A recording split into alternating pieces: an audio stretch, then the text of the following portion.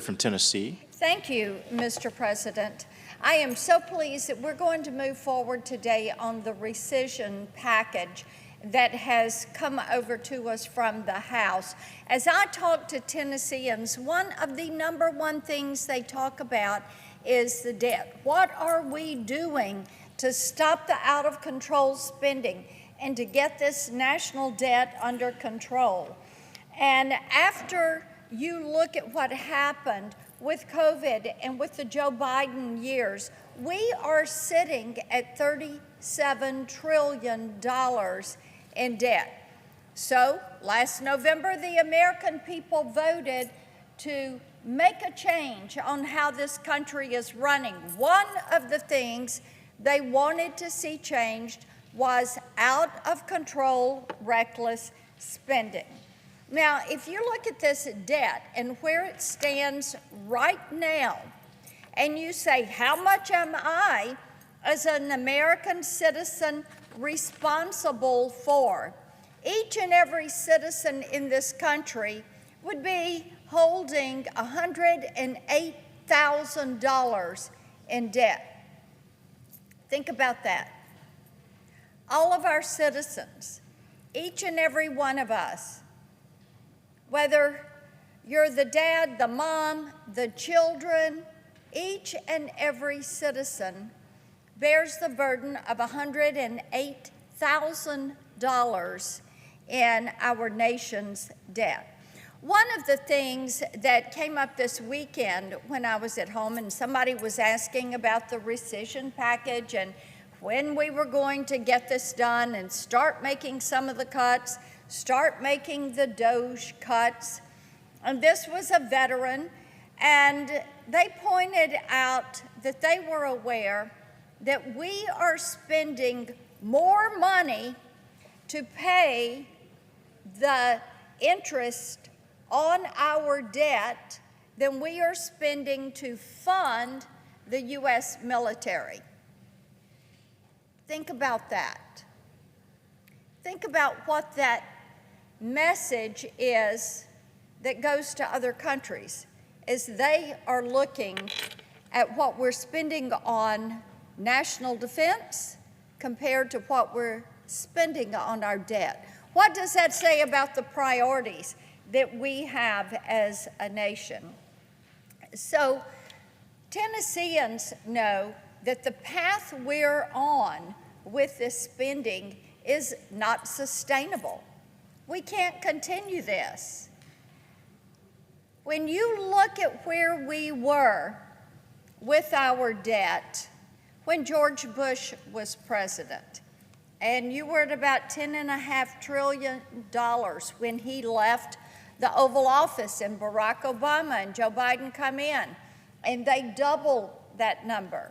You had President Trump's first term and COVID hit.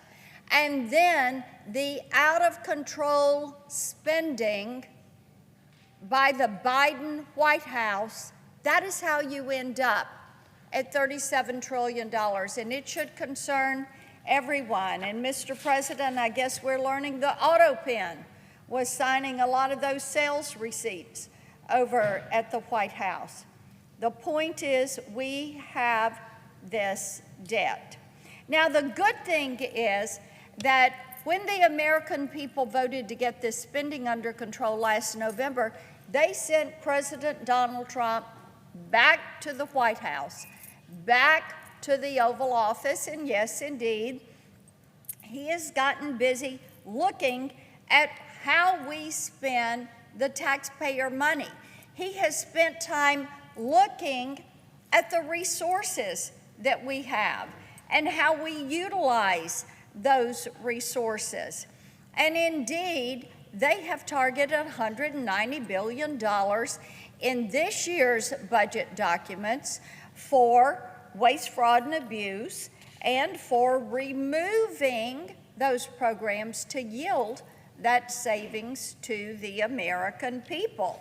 And I think the American people see this as a victory for them and for their pocketbook. Hard-working taxpayers want to keep more of their money.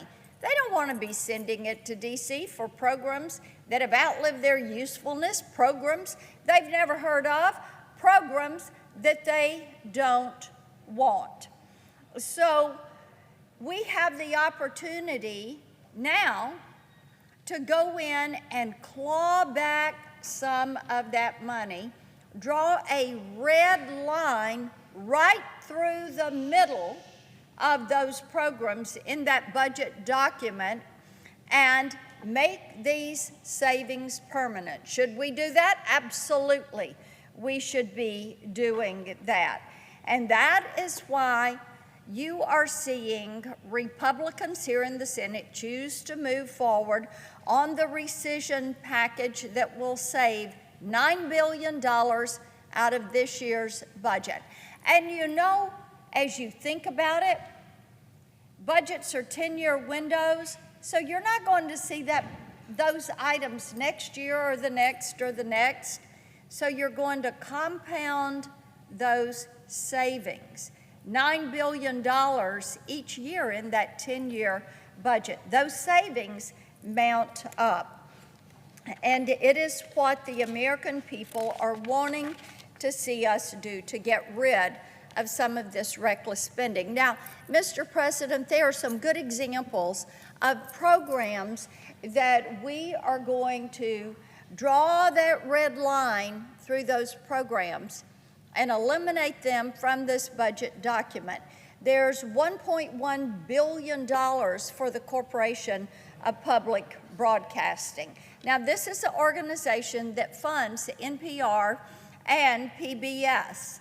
And what we know, think about NPR. They have been pushing a left-wing ideology using the taxpayers' money for years. And my colleague from Louisiana, Senator Kennedy, talked some about Catherine Mayer, who is NPR's CEO, and the things that she has had to say about President Trump. And she has called him all sorts of names.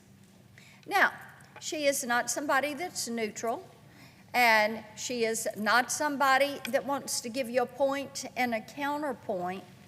She has an opinion, and she is using your tax dollars to spread her opinion far and wide. One of the things that they did ahead of the 2020 election, NPR refused to cover the revelations about Hunter Biden's laptop and his overseas business deals.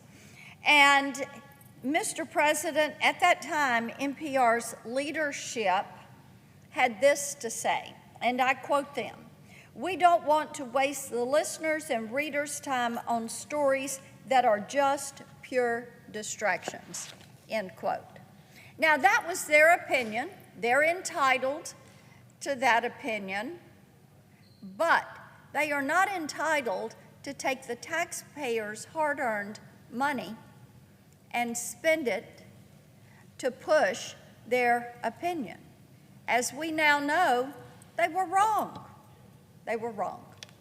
Now, the rescissions package that is coming before us also cuts billions of dollars in foreign aid spending that really does nothing to promote American values and interests around the globe.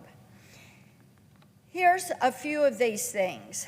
There is a $4 million item for sedentary migrants in Colombia.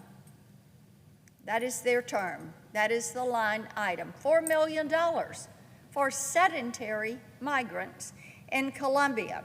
There's $3 million for an Iraqi version of Sesame Street.